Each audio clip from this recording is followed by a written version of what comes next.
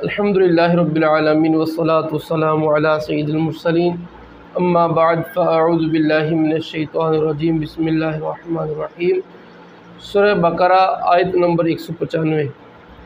अल्लाह तबारक व तआला इरशाद फरमाता है, व अनफ़िक़ू फ़ी सबीलिल्लाहि वला तुल्क़ू बिअयदीकुम इलत तहलुका व अहसिनू इन्नल्लाहा युहिब्बुल मुहसिनीन। इरशाद फरमाया, और अल्लाह की राह में ख़र्च करो और अपने हाथों खुद को हलाकत में ना डालो और नेकी करो, बेशक अल्लाह नेकी करने वालों से मोहब्बत फरमाता है। राह खुदा में ख़र्च करने का हुक्म असल तो माल के हवाले से ही है। इस आयत की तफसीर में अल्लामा सावी रहमतुल्लाहि अलैह ने इस माना की मज़ीद वुसात को बयान फरमाया है। आप कहते हैं कि इस आयत का मतलब ये है,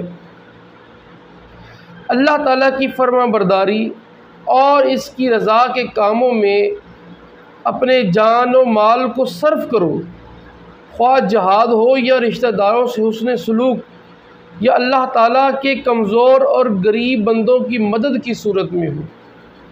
तो ये सारी अल्लाह की राह में ख़र्च करने की सूरतें हैं। यानी उनके नज़दीक सिर्फ़ माल खर्च करना ही अल्लाह की राह में ख़र्च करना नहीं, अपनी दीगर ताकतें भी अल्लाह की राह में इस्तेमाल करना अल्लाह की राह में ख़र्च करना ही है।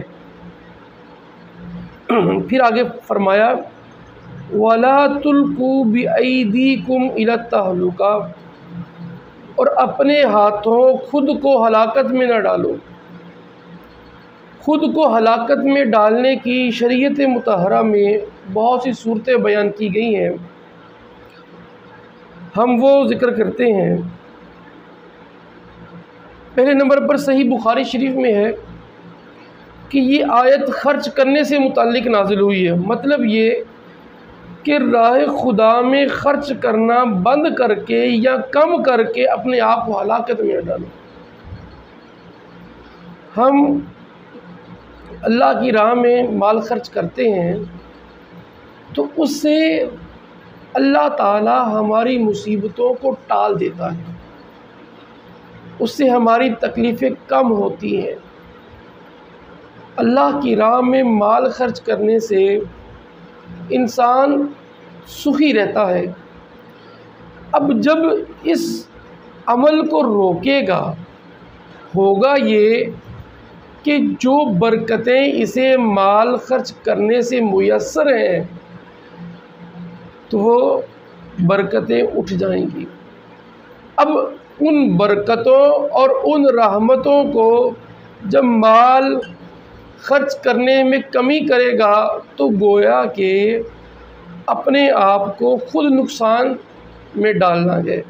तो ये भी एक अपने आप को हलाकत में डालने की सूरत है। अब हज़रत अबू अय्यूब अंसारी रज़ियल्लाहु ताला अन्हु फरमाते हैं, ये आयत हम अंसार सहाबा कराम अलैहिमुर रिदवान के बारे में नाज़िल हुई। वो बात ये बयान करते हैं कि हुआ ये कि जब अल्लाह ताला ने इस्लाम को गलबा अता फ़रमाया, इस्लाम के मददगार कसीर हो गए, तो हम में से बाज़ ने बाज़ के कानों में सरगोशी की कि जिहाद की मसरूफ़ियत में हमारे माल ज़ाया हो गए,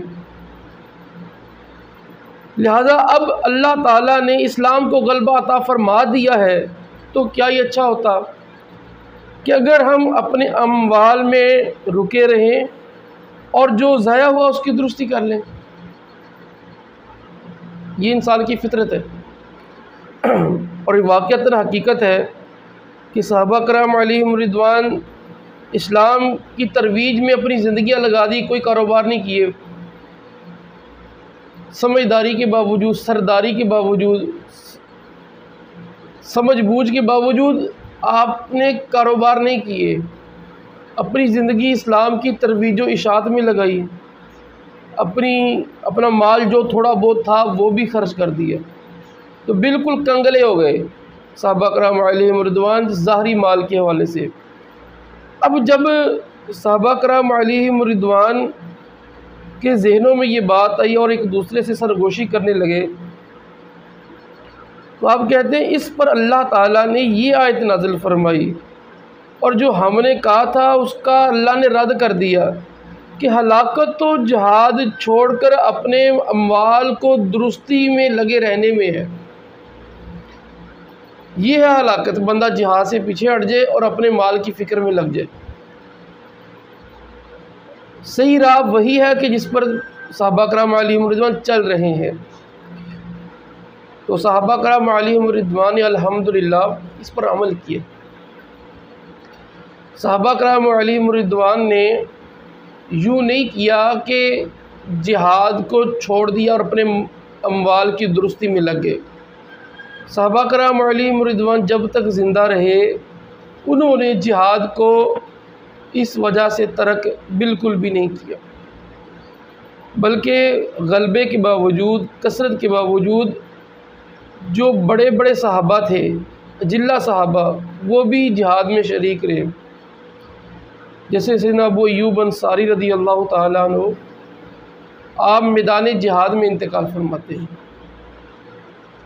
इसी तरह हज़रत खालिद बिन वलीद रज़ी अल्लाह ताला अन्हु अपनी उम्र के आखिरी हिस्से तक जिहाद में मुसलमानों की सिपा सलारी के काम सर अंजाम देते हैं। बड़े बड़े सहाबा, बदरी सहाबा भी जाने की ख्वाहिश रखते हैं।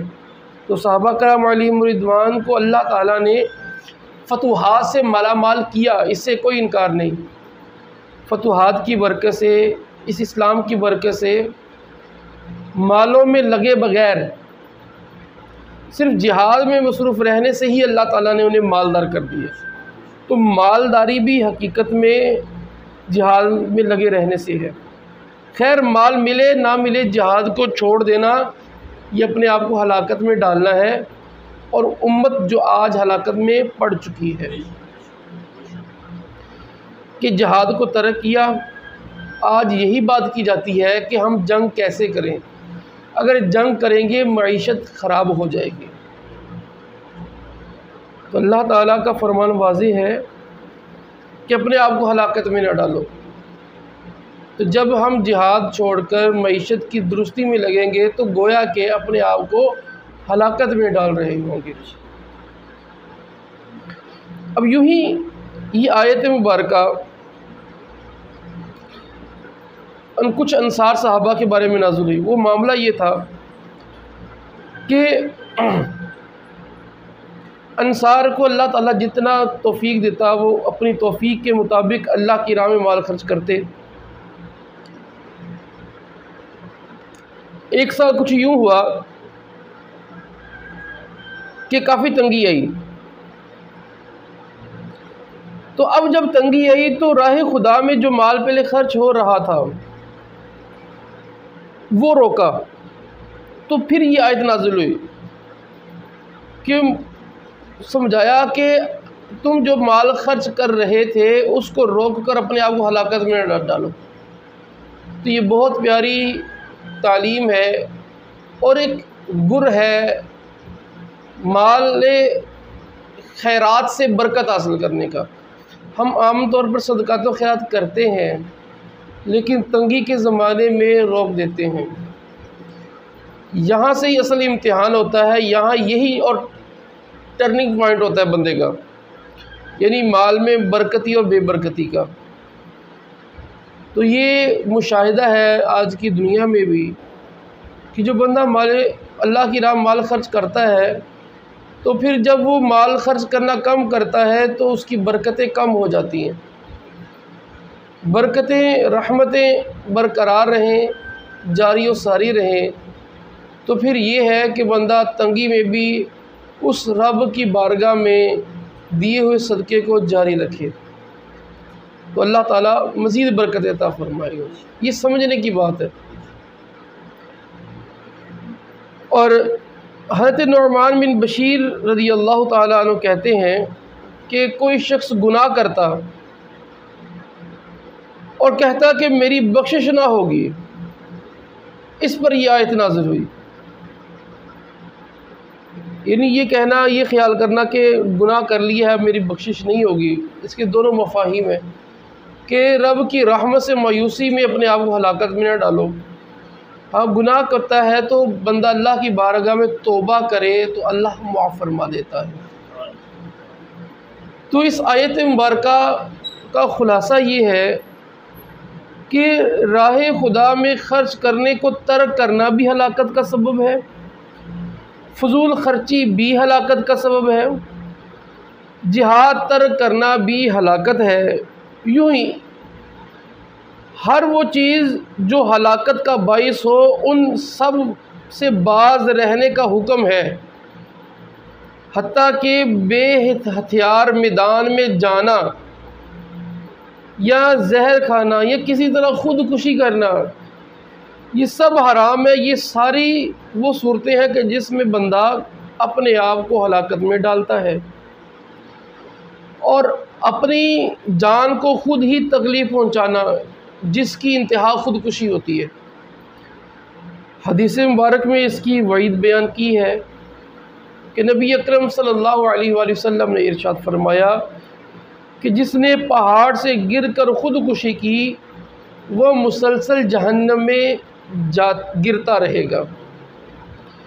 जिसने जहर खा के ख़ुदकुशी की क़यामत के दिन वो जहर उसके हाथ में होगा और जहन्नम की आग में वो हमेशा खाता रहेगा।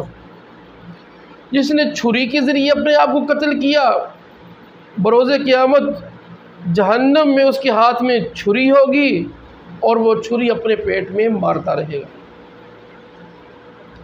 तो अपने आप को हलाकत में नहीं डालना चाहिए। ये जिस्म, ये जान रब की अमानत है, इसमें ख़यानत नहीं कर सकते।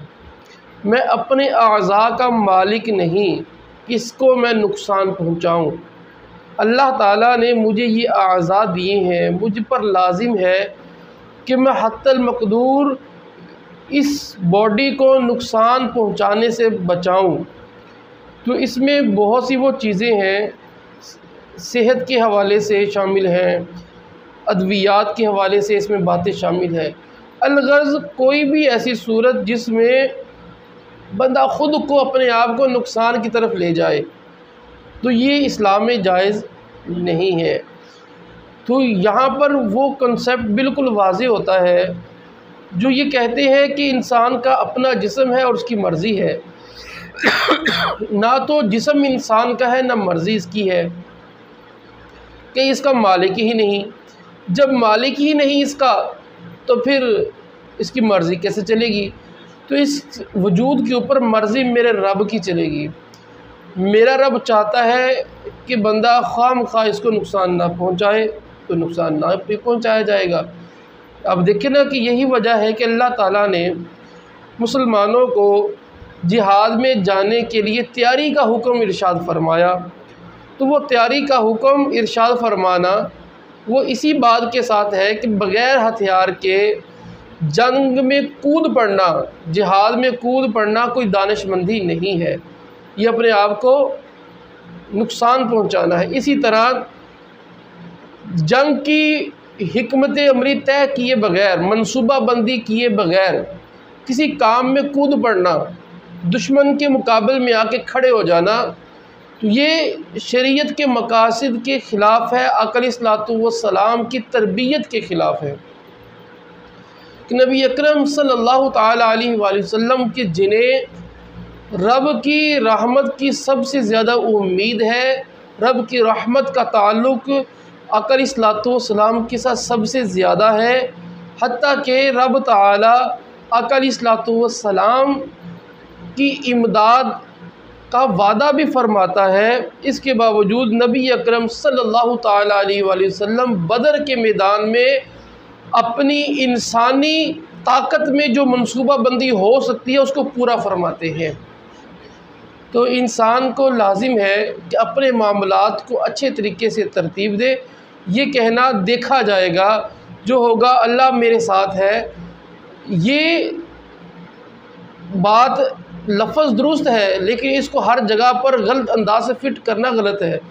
अल्लाह मेरे साथ है, लेकिन मेरे रब ने मुझे अक्ल दी है, समझदारी दी है, मुझे मामलात को शुरू करने से पहले उसकी तरतीब लगाने की तरबियत दी है, तो मैं वो करूँ।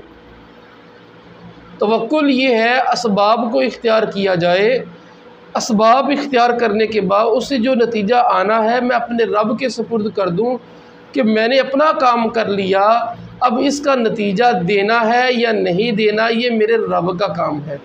तो इस नुक्ते को अगर मुसलमान समझे तो अपनी बहुत से नुकसानात से अपने आप को महफूज रख सकते हैं। अल्लाह तबारक व तआला हमें समझने की तौफीक अता फ़रमाए। आमीन बिजाहि नबील अमीन सल्लल्लाहु तआला अलैहि वसल्लम।